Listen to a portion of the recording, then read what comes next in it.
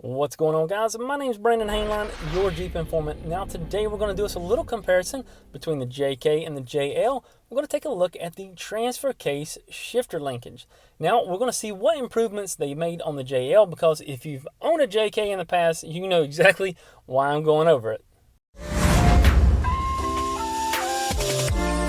Thank you to the loyal subscriber who brought this subject to my attention. Welcome back. Now, if this is your first time here and you haven't subscribed yet, make sure you go ahead and do that down below by clicking that subscribe button along with the bell. Now, this is where we have in-depth technical review on all Jeep stuff. All right, so let's take a look at these transfer cases to see what the difference is in the cabling. So if we come here on the JK, we've got the cable itself comes out of the right there, comes out of the floor pan, comes down, and it goes straight to the T-case. Now right here is where we've had some issues in the past. This bushing right here would get worn out. Let me try to get a closer look at it. Now right now we're looking at the JK, and this is the shift lever on the transfer case.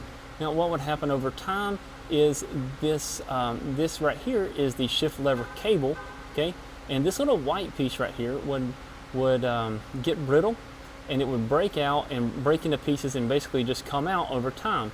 So what you'd have left is this black circle here, and that's what made it tough to get in and out of four-wheel drive.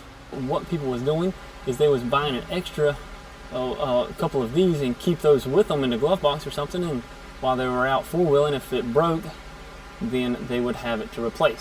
Now let's see what changes they made on the JL with this same type of system. All right, so check this out. The shifter cables come out back here. So now they must travel through the center console and then come out the back here, and then goes forward into this shifter here, okay? Now as you can see, the shift lever looks about the same, but the connection on it is different, okay? It has this two-way where the center has to come out, okay? Then it pops out. So this is like the if you have a vehicle with hood props or a liftgate shocks, this is this style of connector, and it is different. So they definitely did make a change. I think that'd be for the better for the change, because I've never seen this type wear out. Would be, you know, I've just never seen these things pop off on a lift gate or a hood shock. Now, obviously I've seen the hood shocks wear out, but this is not a shock. All right, so check this out. The transfer case cable that comes in from the back there, okay, comes in and mounts up here at the top, and it's got this pivot bar, which is pretty interesting here. Then you have this new style of fitting right here that's got your rod on it that's directly linked to the shifter itself on the T-case. Now if for any reason this was to get bent, this rod was to get bent, then that could be a problem getting in and out of four-wheel drive. You know, I mean, just use your imagination on how it could get bent. Other than that, this looks like a better type of system. Now this is metal here, it's not plastic, and this rod is pretty solid also. It's not very flimsy, you can push on it, but I don't think it's going to bend. I think it'd take a lot to bend that, which would, you know, if it bent, then you would get, the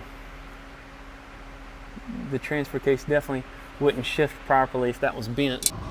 All right, guys, I do want to let you know that this, the one that comes in from the actual shifter itself, it does have the exact same connection on it as this right here. So no need to worry. Even though you can't see it, it does have, can't get the camera up there, but it does have that same type of connection. All right. Well, guys, I hope this was able to ease your mind a little bit on the new JL design for the transfer case shifter linkage. I know we really did have a pretty big issue back in the day on this, so I think Jeep's done a great job on making efforts of keeping this from happening again. So thanks, Jeep. Now I want to thank each and every one of you for watching. Make sure you keep using that Amazon link and check out jeepinformant.com, okay? Be safe, take care, and we'll see you next time.